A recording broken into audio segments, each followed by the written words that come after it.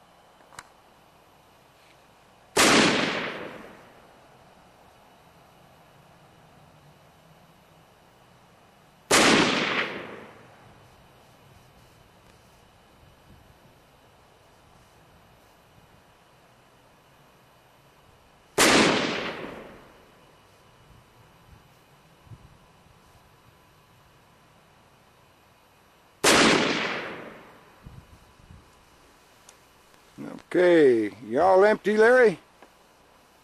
Alright, let's go down range and see how you did.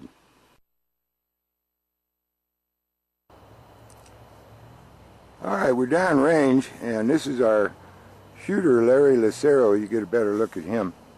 And this is Larry's 100-yard target with iron sights in the SS-109 cartridge with the standard GI buffer.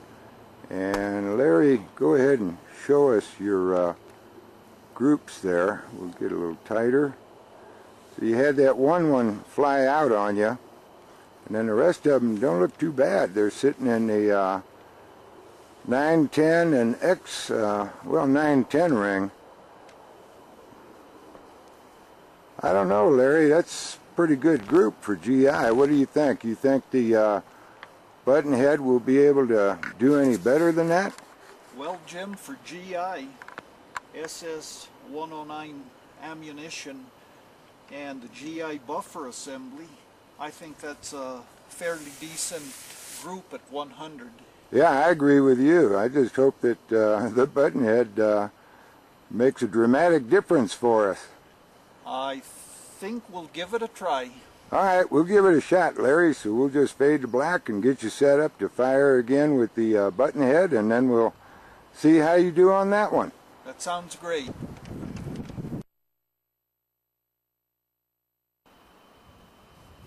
Alright, we're back, and what you're looking at is Larry with his H-Bar 15, and what Larry is going to do right now is open up his upper from his lower, and take out his GI buffer.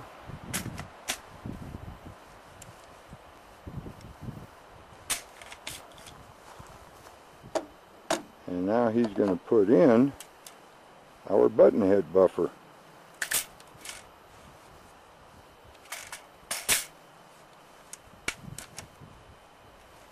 Got to get it by that hammer, Larry.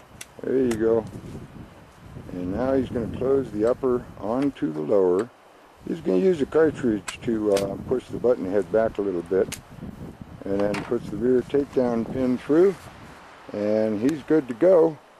And so we're ready to begin the zeroing process, because now that we have changed from the GI buffer to the button head buffer, it will change the point of impact of his shot groups on paper, and we'll be showing you that. So at this point, we'll just go away and let Larry get ready, and we'll start that process.